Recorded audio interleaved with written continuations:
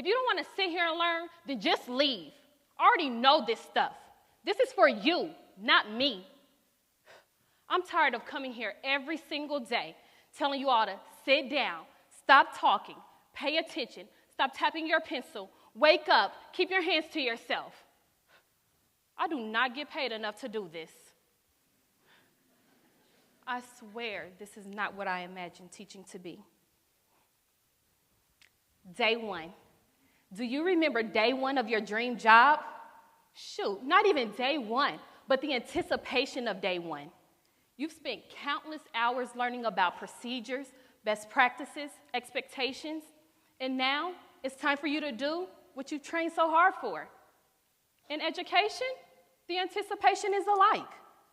We spend hours imagining all our little learners bopping along to the classroom chant, smiling just wide enough to see where their childhood teeth have abandoned them, just knowing that our classroom theme will come to life as the fall sunshine comes breaking through the blinds.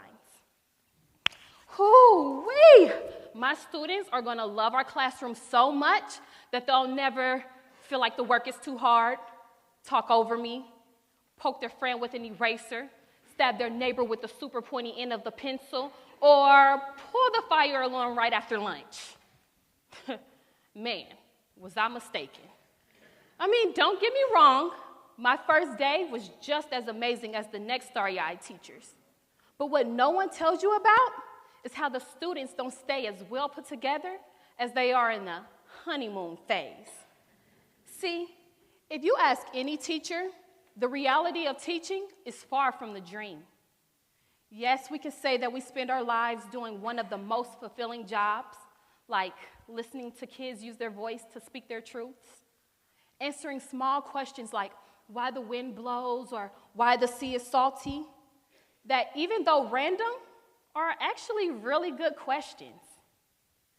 Seeing students turn what was in, I can't do this, a week ago, into a, look, Mrs. Kelley, I did it. It's seeing the seeds of the future in the eyes of children in every moment, and teaching like tomorrow won't be if they don't learn their long vowel sounds. Even though these things keep us in the field, teaching neither starts nor ends with preparing students for the future. Boy, it's the long hours. I mean, you spend never-ending hours trying to complete a never-ending list of to-dos just to find out you will never have enough time to do anything that needs to be done. It's the difficult parents. It's the tears of feeling overwhelmed with lesson plans, state tests, and reteaching confusing story problems to students that still don't get it. But it's the most urgent of teaching challenges. Teaching the children that are just hard to reach. You know, the ones that always have an attitude, fall asleep during a great lesson, never turn in work, or always disrupts the class. Wait, or how about the ones that never pay attention? All right, class, open your books to page 4. Once you get there, all eyes on me, so I know that we're ready to go on. Rodney, what did I just say? I don't know. Get out. Imagine that hard-to-reach student. That student is often written off, labeled as the trouble kid, or forgotten about altogether. But what educators often fail to see is the student that lacks parent involvement, the student that tosses and turns at night because they're sharing a bed with a sibling or even a parent, or that student that worries about where their next meal is going to come from. Get out. If you don't want to sit here and learn, then just leave. I already know this stuff. This is for you, not me. Sometimes we as educators find ourselves secluding that child from their peers, ignoring them, or just putting them out of the classroom. See, it's easy for us to spend all our time and energy on the students that are willing to learn and put forth an effort. But we need to remember that it's the hard-to-reach students who need us the most. When figuring out how to reach them, you have to forget about thinking outside the box and be ready to think without a box altogether. This means doing the unconventional. challenging yourself mentally and emotionally, surrounding yourself with creative people, and figuring out what could be improved, challenged, or done differently. In education, we know what this looks like for our students, but sometimes we have a hard time understanding what it looks like for ourselves when it comes to working with hard-to-reach kids. See, throughout our career, we teach our students to be innovative, to think outside the box, right? Then the hard-to-reach student shows up, and we lose our own innovation. We just want them to fall in line or go with the flow.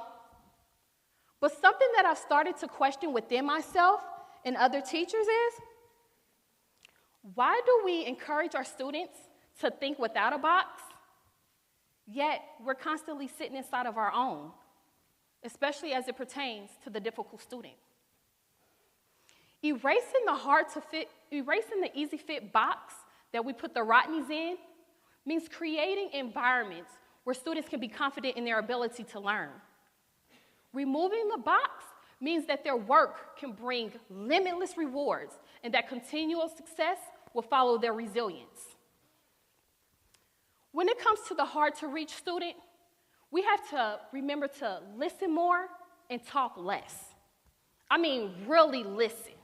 Listen so well you catch every darting eye, every hint of vocal hesitance, and of course, every spark and spike in confidence. By listening more, you gain personal insight on that child's life. All the while, those kids are feeling understood and tended to.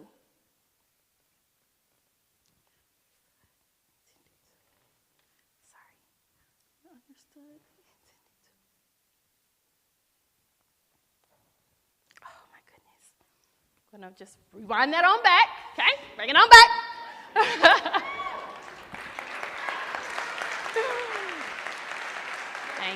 Thank you. By listening more, we gain personal insight on that child's life. All the while they're talking, they feel understood and tended to. You see, instead of limiting children's creativity and placing them in the same category as everyone else, we as educators have the earliest opportunity to nurture and bring forth students' potential. We have to remember not to limit the students with our frustrations and impatience. You know, slamming them in a box in hopes for good behavior and halfway paying attention. Alan Turing, a famous mathematician, once stated something that changed my whole outlook on education. He said, "Sometimes it's the people who no one imagines anything of who do the things that no one can imagine." So you see, let us not put students in the box, but instead, let us break down our own four walls and reach as hard as we possibly can. Because once educators start to think without a box, the students that we reach the hardest for becomes the future leaders of their community and of this nation. Thank you.